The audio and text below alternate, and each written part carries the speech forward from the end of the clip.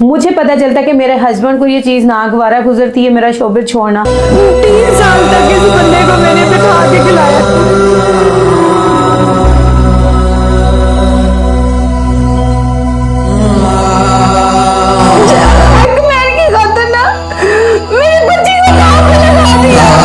तुम्हारे खानदान का ये भी खून था जिसको तुमने अपने घर से दूर रखा। मुझे मार डालने की मेरे खिलाफ साजिशें की है, अल्लाह तुमसे पूछेगा। अस्सलामुअलैकुम नाजरीन, मैं हूं आपकी मेजबान मलाइका अली हुसैन और आप देख रहे हैं टीवी टुडे। नाजरीन, आज मैं आपकी मुलाकात करवाने जा रही हूं अदाकारा ज़ारा नूर जी से, जिन्हें इनके शोहर की जानिब से शदीद मारपीट का निशाना बनाया गया।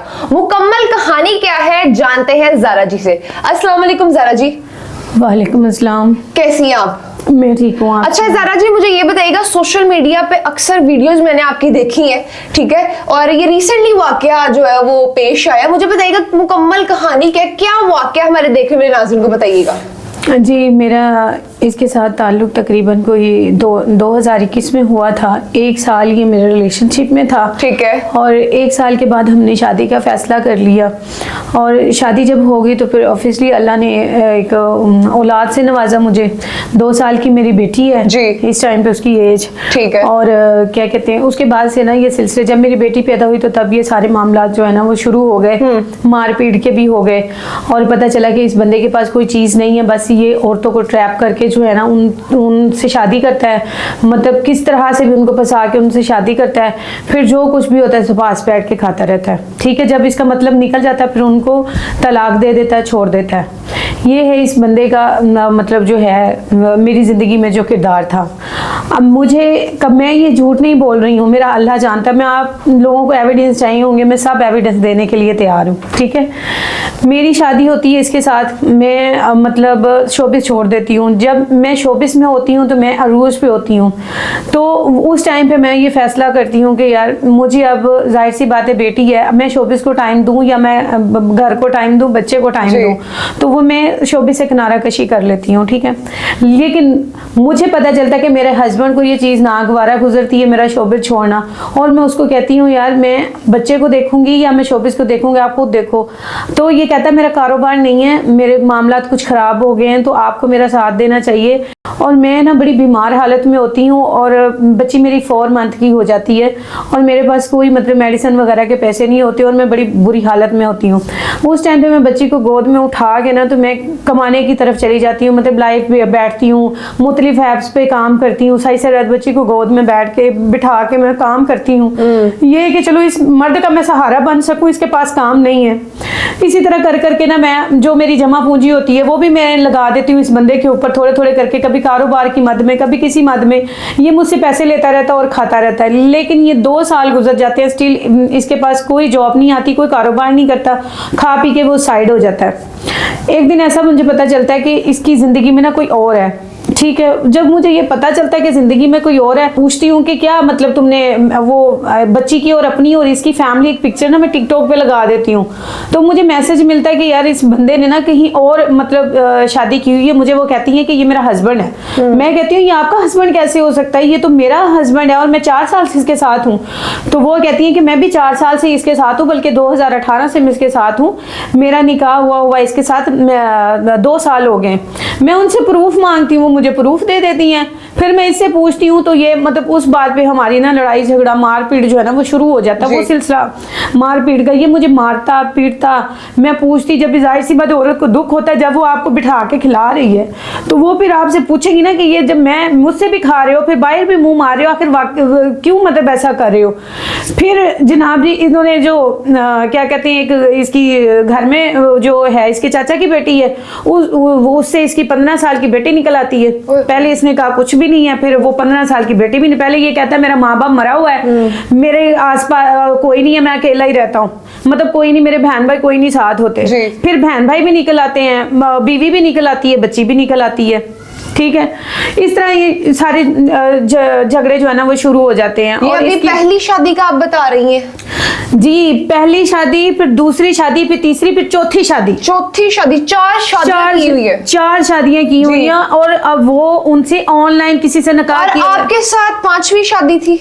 मेरे साथ चौथी शादी थी। तीसरी चौथी थी। ये उसको पता होगा कि मेरे साथ तीसरी चौथी शादी थी, बस पकड़ी है। तो ज़ारा जी मुझे ये बताइएगा कि इसने आपको ट्रैप कैसे किया, आप उसकी बातों में कैसे आ गई? जब इंसान की किस्मत खराब हो ना तो इस तरह के बंदे आ ही जाते हैं, ठीक है। हम औरतें होती हैं प्यार की भूखी, और हम ना बाहर काम कार करके ना बहुत ज्यादा थकी हुई होती हैं कि हमें सुकून चाहिए होता है कि अब हम घर गृहस्थी बसाएं। जी, उस चक्कर में जो है ना हमारे साथ इस तरह के हो जाते हैं कि इसने आपको शुरू में क्या कहा था ज़ारा जी कि इसका ना ही कोई फैमिली है, ना ही कोई माँ बाप है, ना ही कोई बहन भाई है, इसने सिंगल पर्सन बन के आपके सामने? हाँ जी, इसने मुझे नहीं, सबको यही बताया हुआ था कि मेरी फैमिली नहीं है, मेरी फैमिली में कोई बंदा नहीं है, मेरे माँ बाप मरे हुए, मेरी जबरदस्ती शादी हुई थी मेरे चाचा की बेटी के साथ, क्योंकि उसने मुझे पाला था बचपन में, मेरा एहसान है, इसलिए मुझे शादी करनी पड़ी। बाद में इसने ये कहानी घड़ी। अच्छा, खैर ये भी सारी चीजें छोड़ दें आप, मैंने हर चीज बर्दाश्त की, मार पिटाई खाना, इवन के मैं इस चीज का हल्फ देती हूँ कि ये रमजान शरीफ का महीना है, अगर मैं करूं तो खुदा मुझे गरक करे, अगर इसने किए तो खुदा इसको गरक करे। मेरे 3 साल तक इस बंदे को मैंने बिठा के खिलाया, इसके पास कोई जॉब कोई कारोबार नहीं, तो मैं अकेली थी और मेरी बच्ची थी। और आपकी शादी को कितना अरसा गुजर गया? मेरी शादी को 4 साल गुजर गए। ठीक है, और आपको ये सारी चीजें कब आके पता चली? मुझे अब आगे पता चली है, पहले तो वक्तन इसके अफेयर फूर पकड़ती रहती थी, लेकिन इस हद तक थे कि अभी रिसेंटली 8-9 माह पहले एक शादी इसकी फैसलाबाद में पकड़ा मैंने, ये होटलों में उसके लिए रूम बुक करवाता था, वो लंदन से आती थी इसके लिए। दूसरी औरतों के साथ भी उसके ताल्लुकात? दूसरी औरतों के साथ 4 शादियां करने के बावजूद, उसके बावजूद भी इसकी मोबाइल की हिस्ट्री आप चेक कर लें, हर को इनबॉक्स में इसने सिंगल बताया हुआ है। बस इसकी कोशिश ये होती है कि कमाने के लिए कोई ना कोई औरत फंसे। और मुझे ये बताइएगा ज़रा मैम कि अब वो कहाँ है? लीना, अभी मेरे साथ इसने क्या किया कि मेरी बच्ची को पकड़ा है। मेरा ना जाहिर सी बात है कि जब बंदा शादी करता है, अगर कुछ पल्ले नहीं है तो हक मेहर की रकम वगैरह कुछ सिक्योरिटी के लिए वो रखवाता ही है ना, अपनी सेफ्टी के लिए, कि कल कोई आगे जाके बंदा क्या निकले तो भी ये तुम्हारे पास नहीं लेकिन लिख दो। बिल्कुल। तो मेरे निकाह में इसने 5 मरले का मकान लिख के दिया था, जो कि तामीर करवा के देगा। ठीक है। 5 मरले का मकान लिखा था, 5 तोले जेवर था, 5 लाख नकद था और 50,000 जेब खर्च था, जो इस बंदे ने मुझे लिख के दिया था अपनी सेफ्टी के तौर पे कि मैं धोखा नहीं दूंगा, अगर मैं धोखा दूं तो ये सब चीजें मैं आपको दूंगा, मैं आपको इज्जत बनाना चाहता हूँ, मैं आपको तोहफा देना चाहता हूँ। ये मुझे इज्जत दी है कि आज मैं मीडिया के आगे आके अपना रोना रो रही हूँ। आज तक ना तो इसने मुझे इज्जत दी, ना मुझे इसने कमा के खिलाया, ना एक दिन का मुझे सुकून दिया। अब आगे मुझे पता चलता है कि इस बंदे ने क्या किया कि मतलब जरा मैम प्लीज चुप कर जाए, प्लीज जरा मैम। वकील से बात करते हैं, ये फैमिली वाले मिलके ना वकील से बात करते हैं, वकील को कहते हैं इस निकाहनामे पे जो लिखा हुआ है ना वो इसको देना ना पड़े, मैं अब अपनी पहली वाइफ को जो है ना उसमें से मेरी 15 साल की बेटी है जी, और इससे मैं जान छुड़वाना चाहता हूँ। अच्छा ज़रा मैम मुझे ये बताइएगा कि आपने उसकी पहली शादी तो 15 साल वाली बेटी वाली तो देख ली, बाकी जो 2 शादियां उसकी मजीद हुई हुई है, उन बीवियों को पता कि आपके साथ भी उनकी शादी हुई है? उनको जब पता चला था, एक तो मतलब पक्की थी ना, वो जो जाहिर सी बात है वो एजेड भी थी, ठीक है, वो तो उसको तो इससे मतलब बहुत मोहब्बत जैसे हो जाती, वो तो किसी सूरत छोड़ने के लिए तैयार ही नहीं थी ना, उसने तो वाज़े कह दिया था कि मैं इसको नहीं छोड़ सकती, मैं इसके बच्चे की मां बनने वाली हूँ। और जो कराची वाली थी इसको उसने इसको भी खाया पिया, उसने तकरीबन को 1.5-2 लाख उस बंदी से खाया। उसने अपनी बच्ची की, इतना बेगैरत इंसान है ना, खुदा तुम्हें गरक करेगा, तुमने उस बच्ची की बालियां उससे बिकवा के वो भी तुमने खा ली, और बाद में तुमने उसके फोन के ऊपर मेरे सामने उसको तुमने तलाक दे दी कि इसके साथ मेरा कोई ताल्लुक नहीं है, ये तो तुम्हें पता है ना। इस बंदे ने उस औरत के साथ ऐसा किया। फिर ये जो थी इसको भी जब इसको पता चला कि अब ये सारे मामला मतलब मैंने इससे भी बड़ा पैसा खाया हुआ है, इसने फिर मुझे उसके आगे किया, उस औरत के आगे मुझे किया कि अब सब मामला जो है ना ये मेरी बीवी देखेगी। फिर इसने उसको भी छोड़ दिया, लेकिन उसको छोड़ा नहीं है, सिर्फ मेरी नजरों में छोड़ा था। वो वाइस मेरे पास मौजूद है जो बाद में इनके साथ हुई हैं कि मैंने इसको ना दफा करा दिया, बस मुझे ये कह रही थी वो कह रही थी, आपस में जो साजिशें रचने ना वो। तो मुझे ये बताइएगा ज़रा मैम कि अभी आप इंडस्ट्री से बिल्कुल कट ऑफ है इसकी वजह से ही? मैं इस बंदे की वजह से 4 साल से इंडस्ट्री से कट ऑफ थी। मैंने अब आके जब तंग आई हूँ, मैं जगह जगह काम कर रही थी मुस्लिम ऐप पे, तो अब आके मैंने एक प्रोजेक्ट किया ये रेड बत्ती फिल्म जो है, ठीक है, वो भी इसकी मर्जी से, क्योंकि मुझे खुद कमा के इसको खिलाना पड़ रहा था और हमारी कमिटमेंट ये थी कि तुम बच्ची को देखोगे घर, मैं किसी पे ट्रस्ट नहीं कर सकती और मैं तुम्हें कमा के खिलाती हूँ, तू बैठ जा घर पे। बिल्कुल। लेकिन वो तो उसे लूट मार करना छोड़ दे, अमल है, बच्चों के आगे आएगा, बच्चियों के आगे आएगा, उधर भी बेटी है इधर भी बेटी है, तुम्हारी गलती उनको भुगतनी पड़ेगी। लेकिन ये ऐसे कमजोर लोग हैं, इन्होंने मुझे ही रास्ते से हटाने के लिए पता नहीं अपने भाइयों के साथ मिलकर क्या क्या प्लानिंग की। क्या तुम्हारी माँ एक औरत नहीं है? तुम्हारे घर में बहनें नहीं है?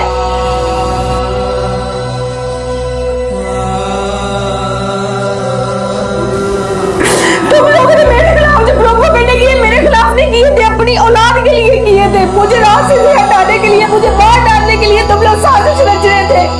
तुम लोग को खुदा का खौफ नहीं आया? इनके मेरा कसूर क्या है? मैंने ईश्वर के साथ कही तो मेरे लिए तोप दे लेकर आओ ना कि मैंने गलत किया है। मैंने कोई गलत नहीं किया था, मेरा कसूर ये था कि मैं तुम्हें बिठा के खिला रही थी, तुम्हारी रिस्पॉन्सिबिलिटी मैंने अपने कंधों पे उठाई हुई थी, मेरा ये कसूर है।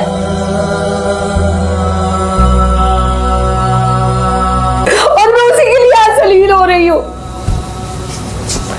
बिल्कुल मैम, आपने जाहिर सी बात है साफ जाहिर कर दिया कि भाई मकाफत अमल है, अल्लाह ताला खुद उससे पूछ लेगा, ठीक है। अब बताइएगा कि बेटी की हिफाजत आप खुद कर रही हैं, अब जो आपकी 2 साल बेटी है। बेटी मेरे पास है, ठीक है, मैं सिर्फ अपना मांगने की कोशिश की उसने। मेरी बेटी को मैं वही तो बता रही हूँ, ले गया था ना मारपीट करके, वकील के कहने पे उनसे मशवरा करके अपने घर में ले गया था अपनी पहली बीवी के पास, जो खानदानी बीवी है ना, ठीक है, जो कि खानदानी बीवी पहले तो मर गई थी, आगे पीछे माँ बाप भी नहीं था, कोई नहीं था, और झूठ बोल के आपसे शादी की, झूठ बोल के मुझसे शादी की। तो सामने आ गई, जब वो सामने आई तो अब खानदानी बीवी बहुत ज्यादा अच्छी होगी, खानदान में सारा खड़े हो गया, भाई किसी तरीके से इसे जान छुड़वाओ।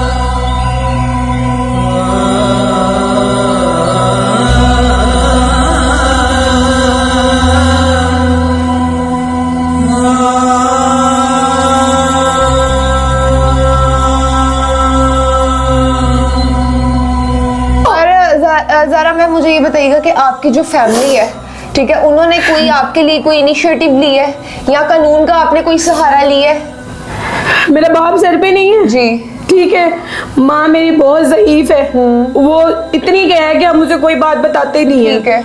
आपको पता है इस दौर में कोई किसका बनता है, किसी की रिस्पॉन्स, और वो इतने इस काबिल भी नहीं है, अभी स्टडी कर रहे हैं, मतलब कोई काम शाम नहीं है। बड़ी बहन है? मैं बड़ी हूँ, ठीक है, बाकी आपसे बहन भाई छोटे हैं। जी, और जब मैंने इस बंदे से शादी की थी ना, मेरे बहन भाइयों ने मेरे साथ कटअप कर दिया था कि तुमने अपनी पसंद की है, तुम जाने तुम्हारा काम जाने।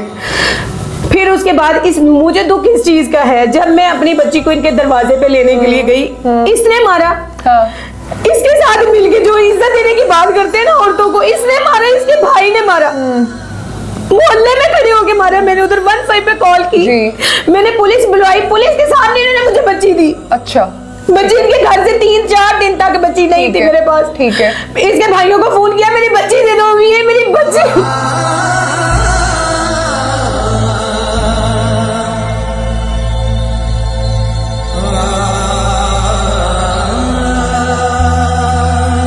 सुननी नहीं थे रहे, बिल्कुल हक मैन के खातिर ना मेरी बच्ची को दांव पे लगा दिया। ज़रा मैं वक्त तो आपके पास है ना, मुझे ये बताइएगा, जाहिर सी बात है ये आपका इंटरव्यू बहुत से लोग देख रहे होंगे, ठीक है, उन्हीं में से कोई एक आगे आके, और हम लोग मीडिया भी आप लोगों के साथ है, अब आप इस हवाले से हमारे देखने वाले नाज़रीन को, उस शख्स को और आवाम को क्या कहना चाहेंगी वो बता दीजिएगा। मैं उसको सिर्फ इतना कहना चाहती हूँ, जितनी औरतों की तुमने जिंदगी बर्बाद की और उनकी कमाई पर जियो, ये मेरी दुआ है तुम्हारे लिए। रमजान शरीफ के महीने मुझे रुलाया तुम लोगों ने, मुझे मार डालने की मेरे खिलाफ साजिशें की है, अल्लाह तुमसे पूछेगा। और मैं अपनी बच्ची का हक, मुझे जहां भी जाना पड़े मैं लूंगी, क्योंकि वो तुम्हारी बेटी है, आज तक तुमने उसको कुछ नहीं दिया, आज तक तुमने उसको एक रुपए कभी उसको नहीं दिया, वो भी तुम्हारी बेटी, अगर वो 15 साल की बेटी है ना, तुम्हारे खानदान का ये भी खून था जिसको तुमने अपने घर से दूर रखा। शर्म करो तुम, किस किस से झूठ बोलोगे, अल्लाह से तो नहीं बोल सकते। और मैं मरियम नवाज साहब से, वजीर आलम, जी जी। मरियम नवाज साहब से रो के हाथ जोड़ के गिड़गिड़ा के अपील करती हूँ, प्लीज मेरी और मेरे बच्चे की हिफाजत की जाए। इन लोगों से मुझे जान का खतरा है जी, क्योंकि मैं इधर आके जो बोल रही हूँ इनको हजम नहीं हो रहा है। ये मुझे मार डालने की धमकियां दे रहे हैं। ठीक है, मुसलसल धमकियां आ रही हैं आपको? मुसलसल धमकियां आ रही है मुझे इनसे। आपने मरियम नवाज साहिबा से मुतालबा जो है वो कर दिया, अब हमारे पास ये रिकॉर्ड हो गया। बहुत शुक्रिया मैम जी, इंशाल्लाह ताला हमारी सपोर्ट आपके साथ रहेगी। हम वो कहते हैं ना कि ये जी मरियम नवाज साहिबा कहती है मैं पंजाब की बेटियों की माँ हूँ जी, तो प्लीज अपनी पंजाब की बेटी की फरियाद सुन ले। बिल्कुल ऐसे ही है, बिल्कुल ऐसे ही। मुझे मैं हक पे हूँ, मैं ना हक नहीं हूँ जी प्लीज जी। मुझे तहफ़्फ़ुज़ दिया जाए। मेरी बेटी की क्या कसूर है उस मासूम नन्ही जान का? बिल्कुल ऐसे ही है, बिल्कुल। ये मुझे मार देते उस मासूम का क्या करते ये? दरिंदे हैं ये, दरिंदे। जी नाज़रीन, ज़ारा मैम की गुफ्तगू आपने सुनी। इसी के साथ अपनी मेजबान मलाइका अली हुसैन को दीजिए इजाजत। मिलते हैं नेक्स्ट वीडियो में। खुदा हाफ़िज़।